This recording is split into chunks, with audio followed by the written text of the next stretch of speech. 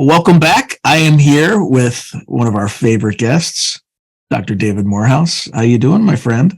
John, I'm doing good. Hi, everybody.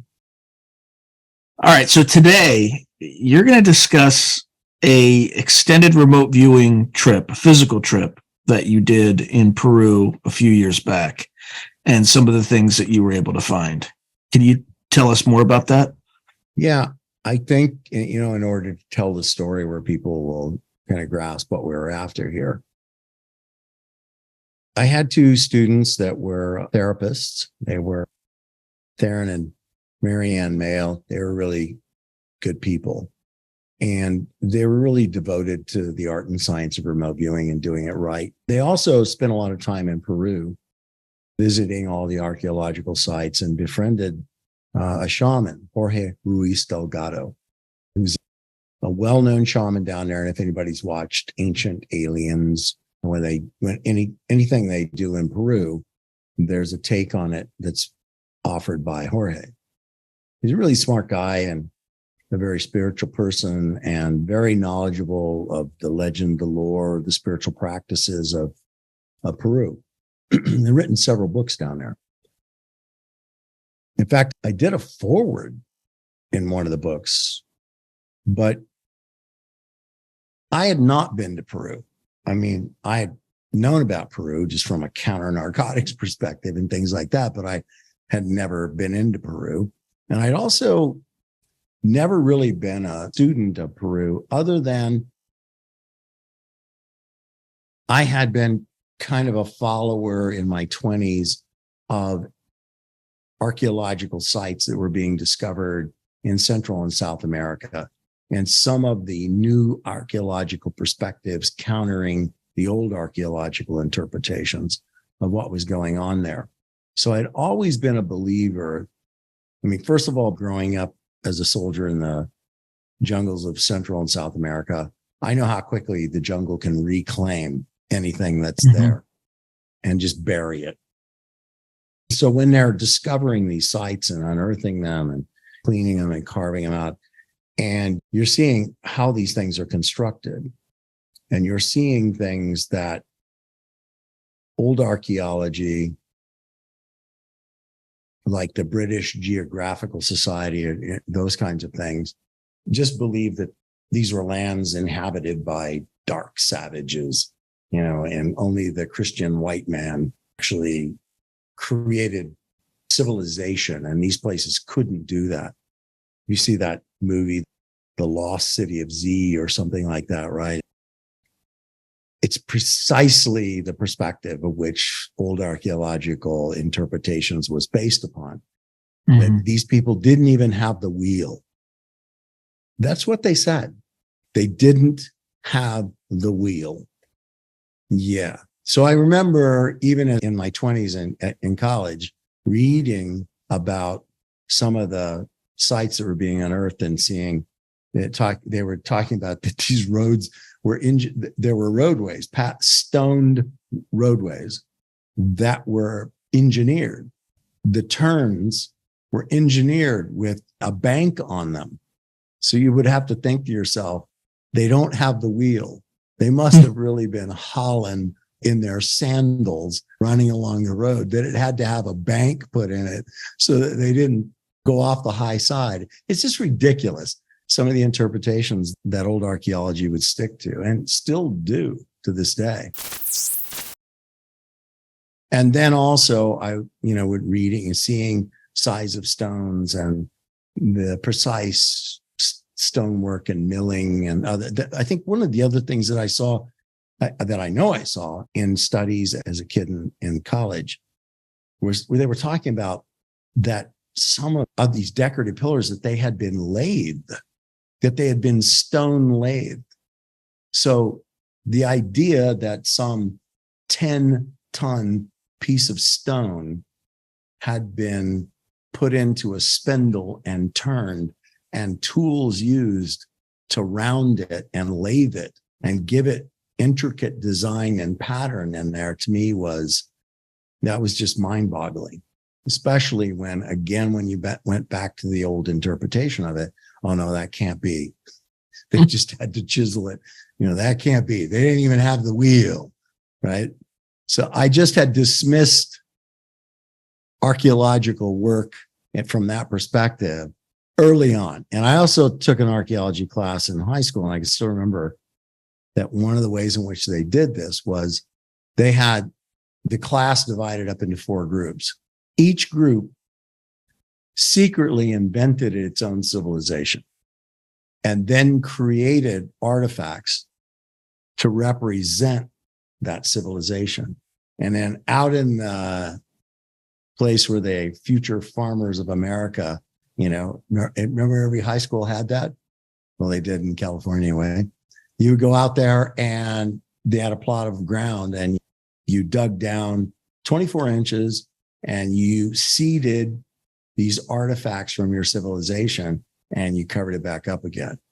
And then what would happen is, by luck of, how they would draw it, team 1 would now be excavating team 3's site. Team 3 would be excavating team 2's site. You see what I mean? They would rotate it around and nobody knew what the other civilization was.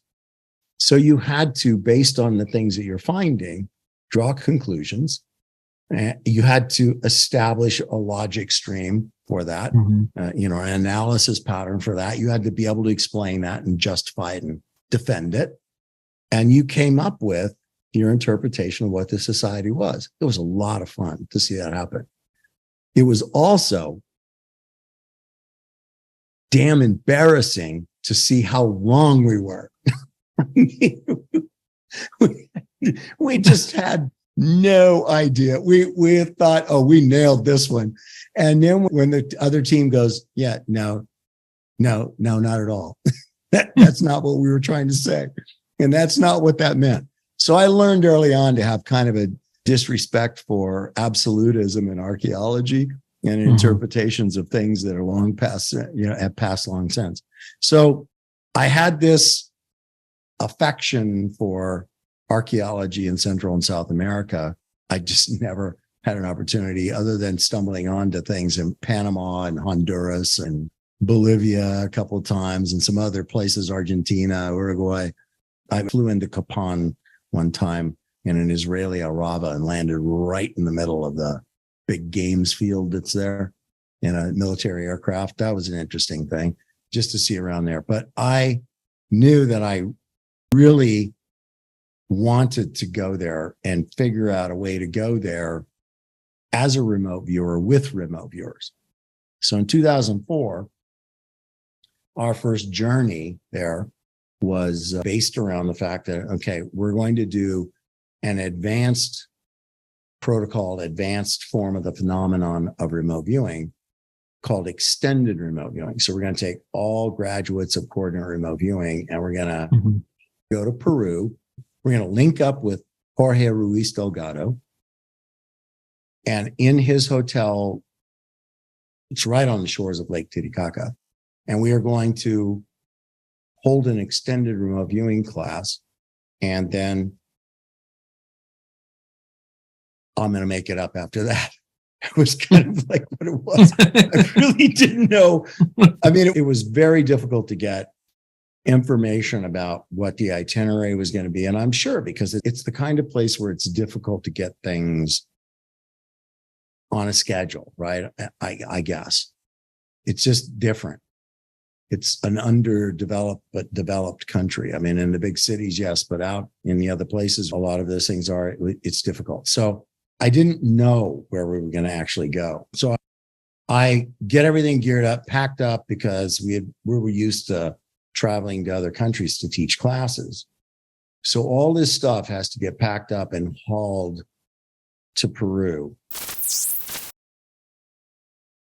And when we get to Peru, because of the enormous amount of baggage that I have, I am, of course, pulled to the side and they go through everything. And I go, you can't bring printers and 2 projectors and all these cables and all this other stuff and computers. My goodness, you have this, on and on. And they made me give them a $25,000 deposit to ensure that I would not sell those things. I had to give them a credit card for $25,000 or a check.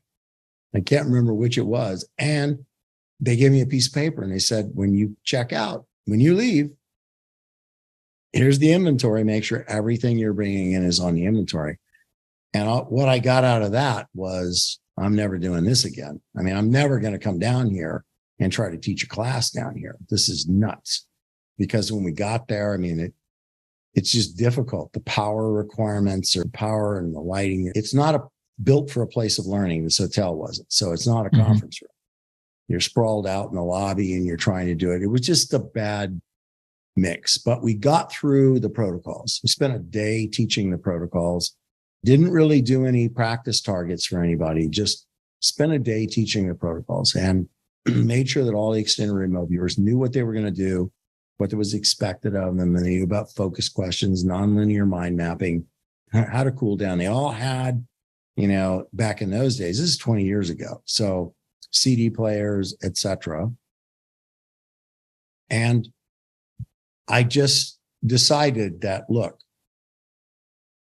what we know is the old archaeological interpretation of things. So we're going to go to these different places as Jorge ferrets them out, stabilizes them on the itinerary, and we go to a particular place. And we ended up going to some places. We would go 6 different places a day by bus.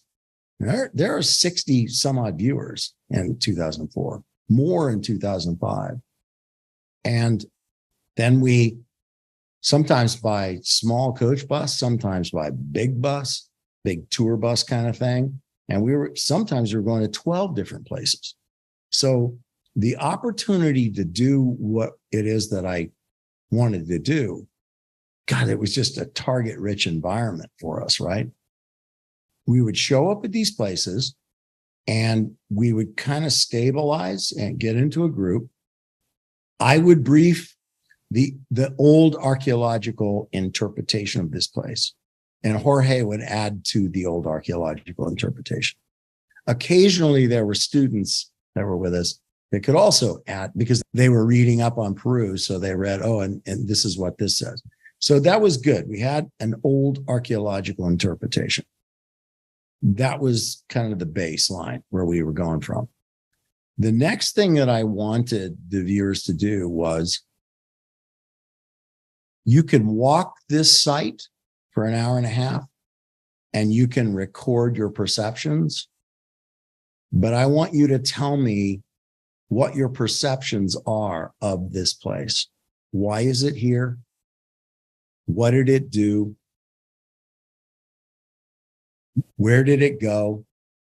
Any things that are significant things that happened here?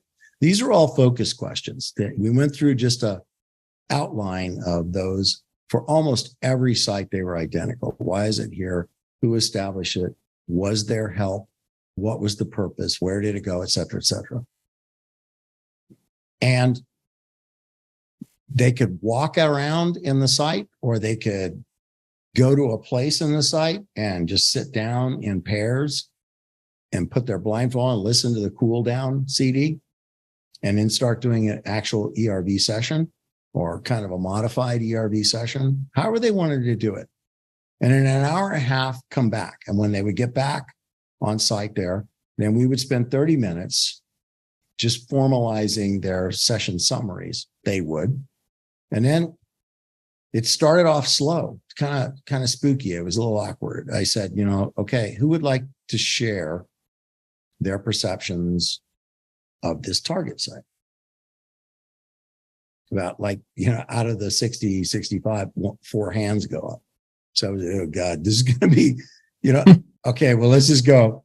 And so 4 people who are experienced viewers, they had all been through extended remote viewing before and been through training with me many times. And so for them, it was just like, yeah, we get this. We know what we're supposed to do. And so they just rattled off these incredible interpretations of answering those questions. And when it came to asking anybody else, there were a couple of hands that started to go up. But before, Jorge Ruiz Delgado could not contain himself. So he steps in up front and center with a big grin on his face. And I mean, I had only known the guy at that time for like 2 days. Mm-hmm. And he just starts in on this incredible, poignant rampage of support for these viewers and doing what they're doing. Because what he was saying is, you're saying things, you're interpreting things that you're not supposed to know. He goes, I know them, and other people who are trained as shaman and know the things that we know them, but you're not supposed to know them. He goes, I'm never supposed to tell you these things because it's a level of understanding that's held back for us who are supposed to know these things and teach and learn from these things. He goes, what you're doing is giving us another incredible layer or level of understanding and interpretation of what's gone on here. Things that we've thought about, things that we've felt about, things that are whispered about in the legend and the lore of this place amongst the peoples, the ancient peoples, but nothing that's ever been talked about or really written about in old archaeological interpretations. He goes, I didn't know what remote viewing was. He goes, I didn't even know what to think of it. I knew Theron and Marianne had been with David working on this for a very long time. And he goes, I was excited to have you down here. He goes, but I honestly did not know what this was going to be. And he goes, now this changes everything, because now this is no longer just a tour bus full of people from North America coming down here to see this place. He goes, now I understand that I have it before me, a tool. I have a tool before me that is going to give me information.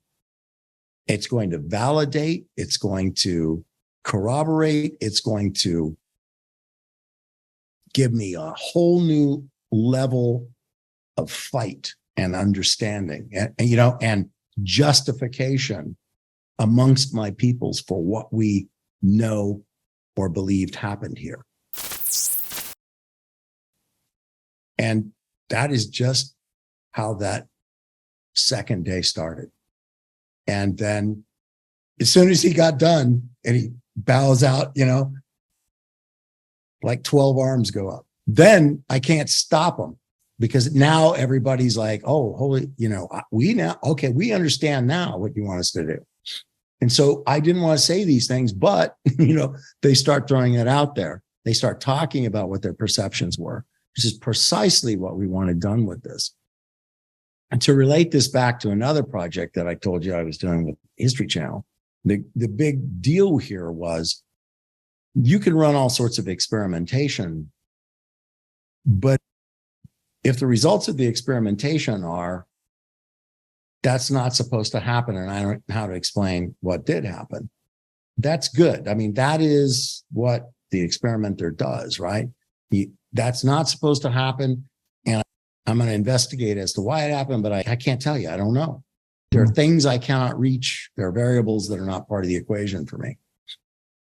That's what remote viewers can do. Remote viewers, when trained well, organized well, run well, the data analyzed well, can put together missing pieces of the puzzle, albeit never absolutely, right? It's not 100% accurate, but when you get trending corroborative data across a wide spectrum on different things, that's valuable. It's good statistics. It's good data. Doesn't mean it's absolute, but it certainly does give you a new understanding of what potentially could have caused that, or caused something to happen here, or what did happen here. So that's kind of where the first understanding of the application of this in that environment and, exploring archaeological sites. That's where I first kind of connected the dots in my head that, wow, yeah, this is a powerful tool. But in those days for me, I just thought that the logistics of it were so overwhelming that how would you ever, get this to be done. I mean, if somebody were going to write a book like about something like this and employ remote viewers to do that, that would be an enormous undertaking to make that happen.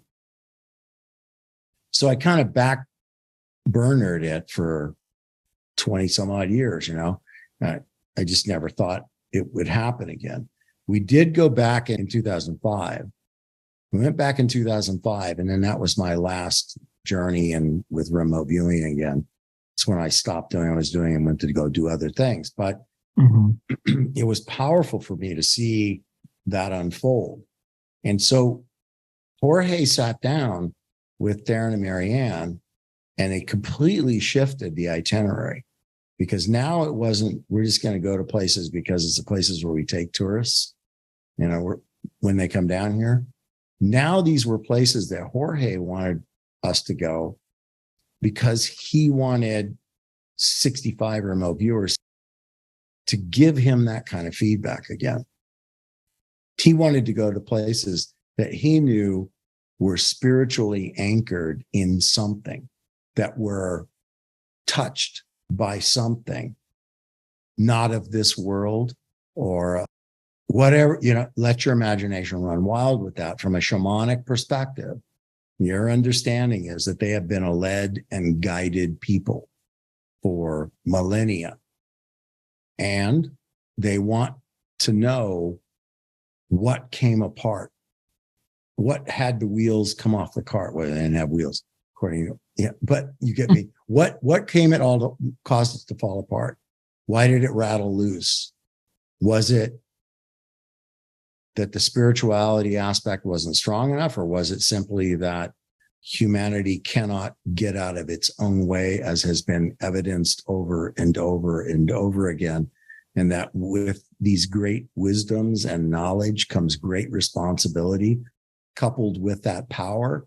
And is it the nature of man somehow, somewhere, always to find a way to be destructive and negative with it? Does somebody suddenly become the tyrant, the fascist, the dictator, armed with this power? Is there a way to stop that from happening?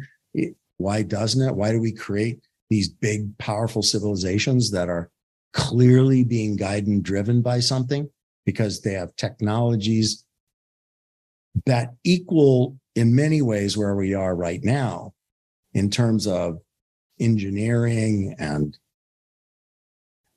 evidences of vehicles that fly and so forth. I mean, were they doing this being trained by some other influence outside the physical dimension of this planet? What was happening? Did they come up with it all on their own? Were they the first to invent the iPad before Apple?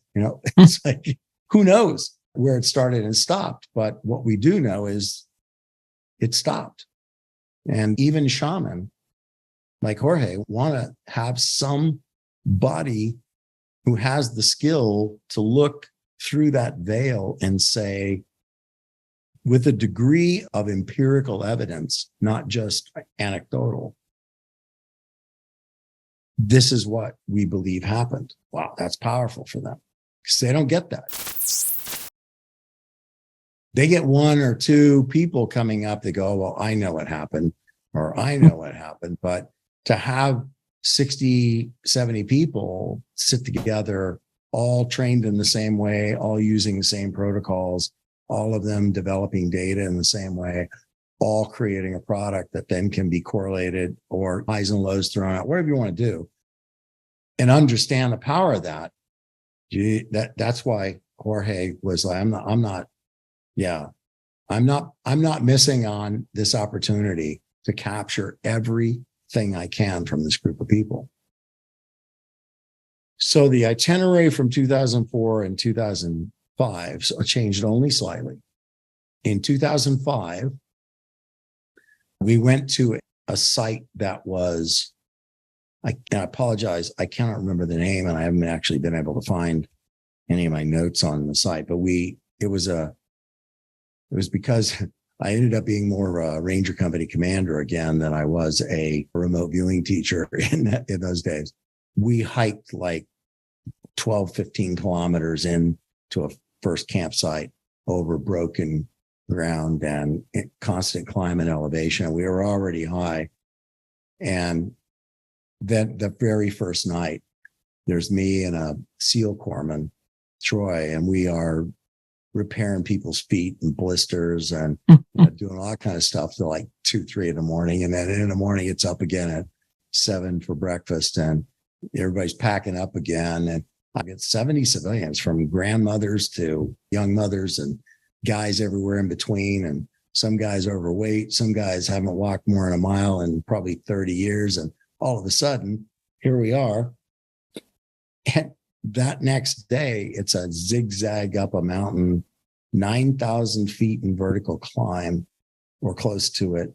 We were just below the ice cap on the Andes in Peru right there, literally maybe 1,000 feet below it. And we were in a brand new archaeological site that had been, they're just slowly cutting away and excavating the jungle away from it.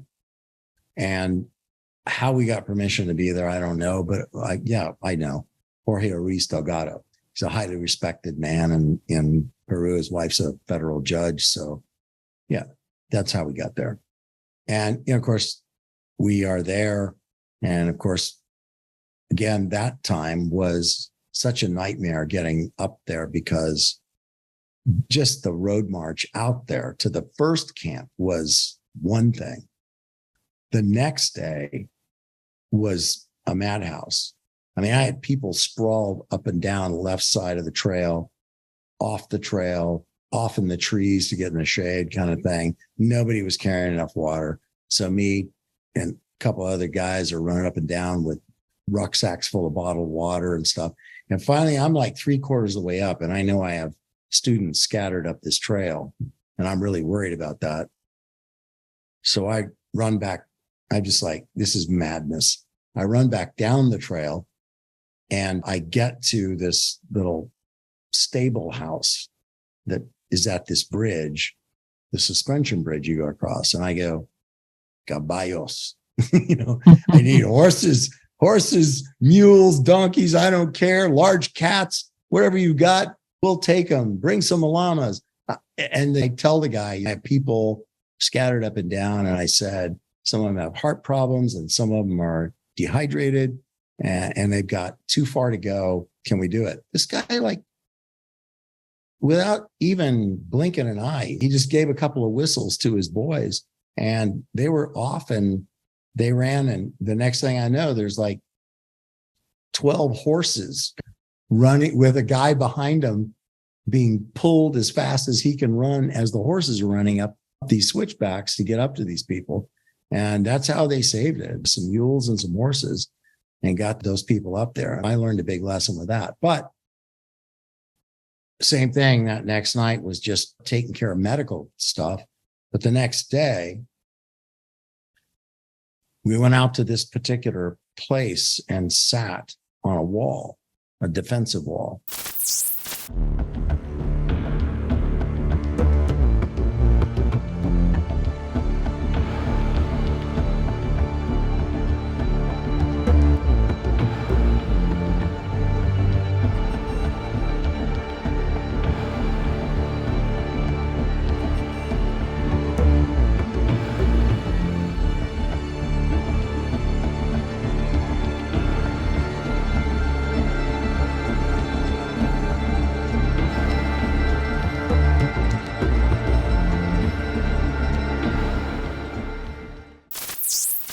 And the condors were flying below us. That's how high we were. The condors in pairs were cruising with their massive wingspans below us, like 100 feet below us. It was an amazing experience. And the remote viewers that were there, aside from being beat up, blistered, sore, tired, and worn out, were amazing. Because everything I asked them to do, they just did it, and with great passion in it.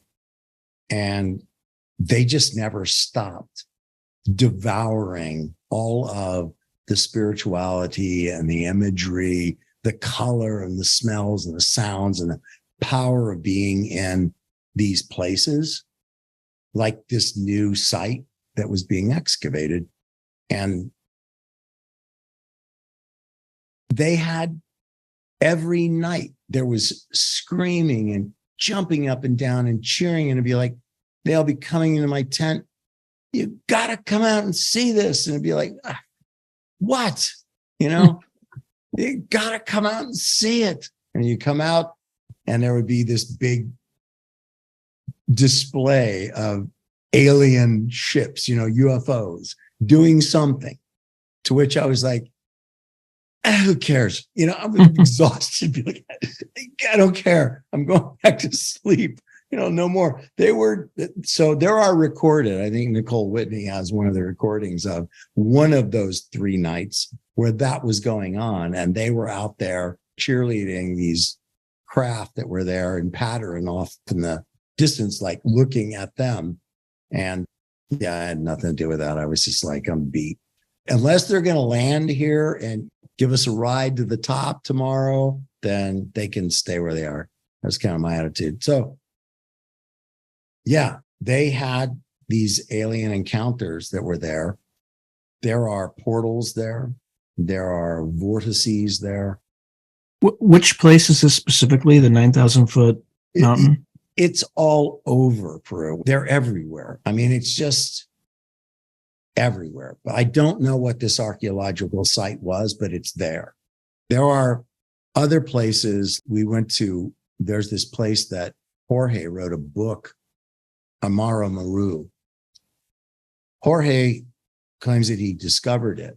Like he was just on a spiritual walkabout and roaming around in this area around Lake Titicaca, but further away. And he finds a doorway in the rock, just a doorway in the face. And it's carved down the sides. Like it's almost like the Incas were going to start like their version of a Petra, right? Mm-hmm. So it's just a geological rock outcropping that rises up out of the earth at an angle, right? Like that.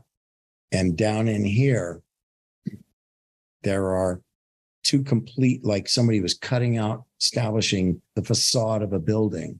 And then there is a keyhole doorway with a step in it.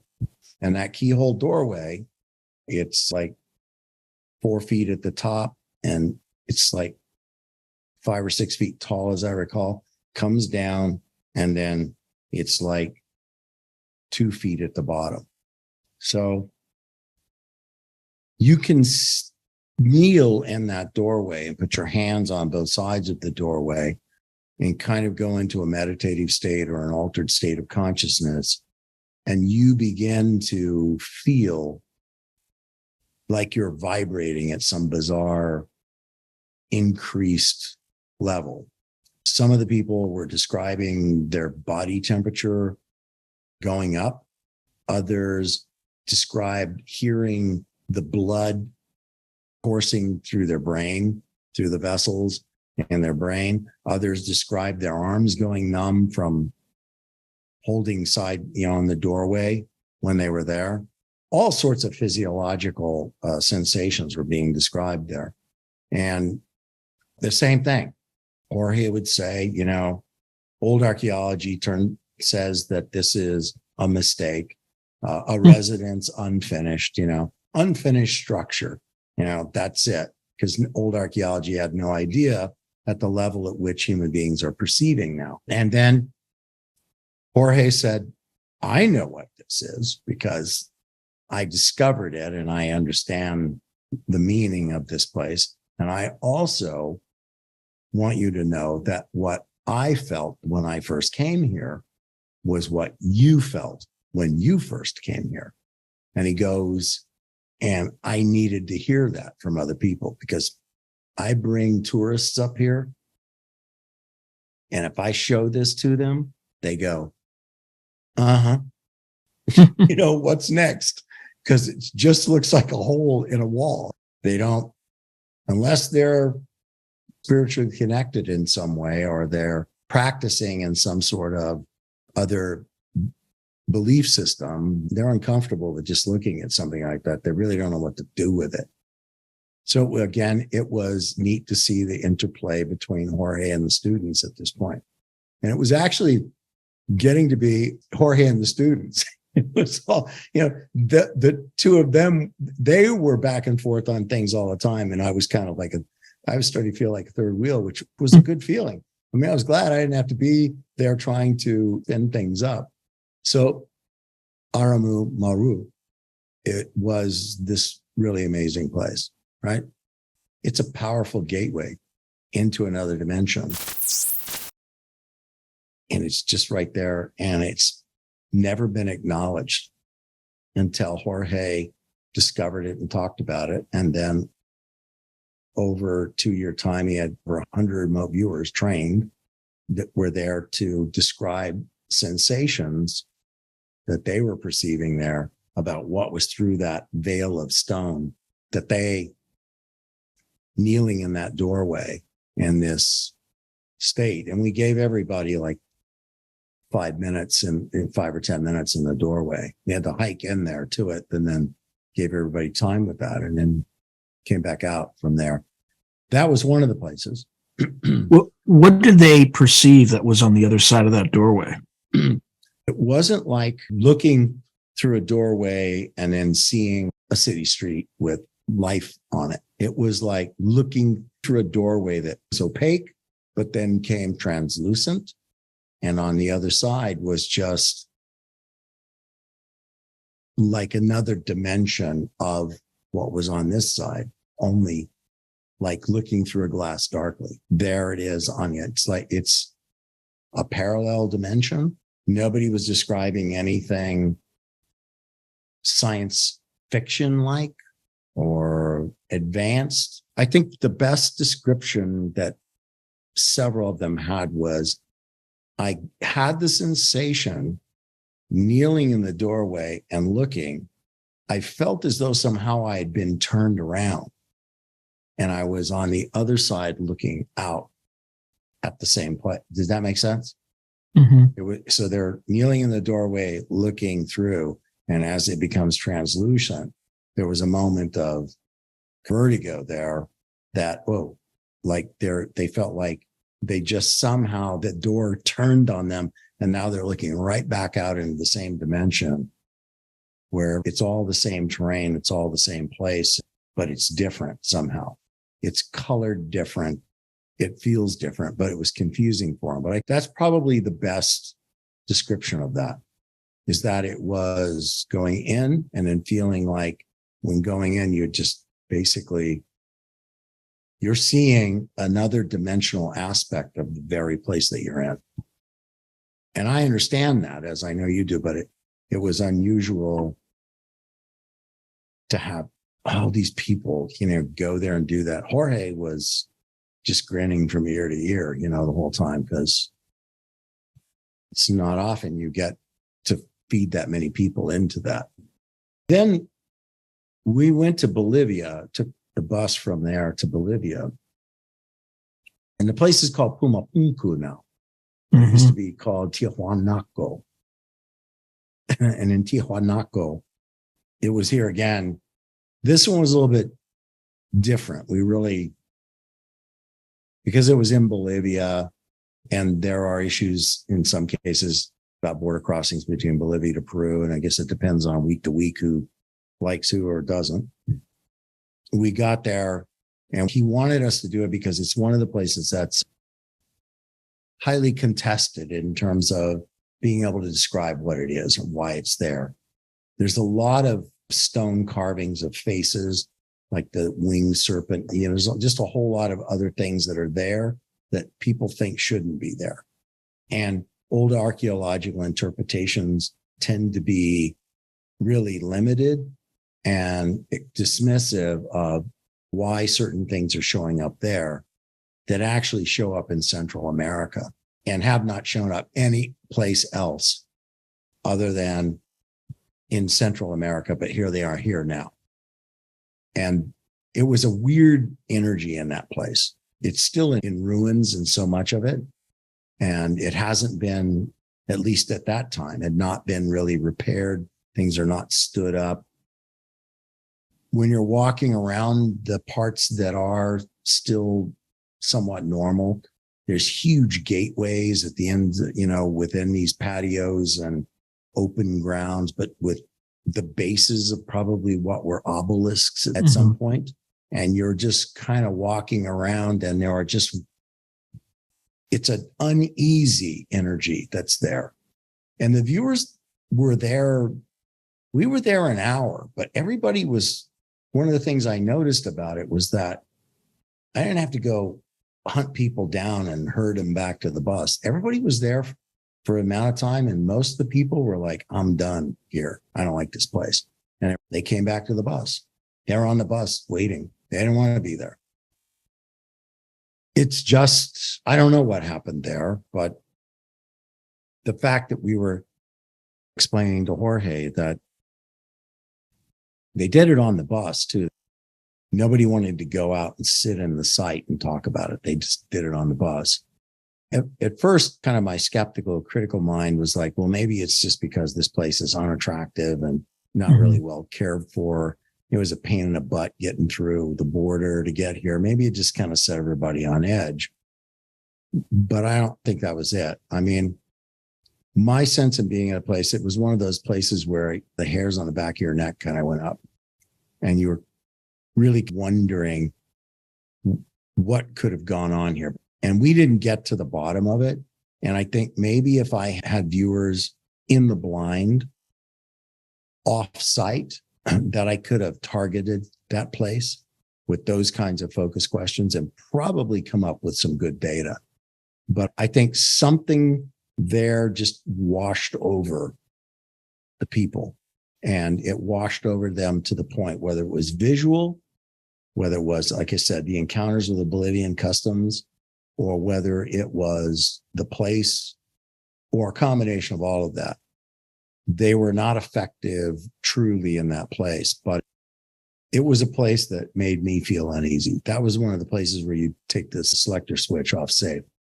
Seriously. That was just one of those that you couldn't answer why, but that's where your thumb would go down and click off, because it was one of those places that made you feel like something's going to happen here, or something could happen here, or something has happened here. A lot of mystery in that place, really. So like you had a feeling that it was cursed in some way? I had a feeling there, like I had the same feeling in Choquequirao Canyon, which is something turned here. Like dark. It was very dark. Something turned dark. Something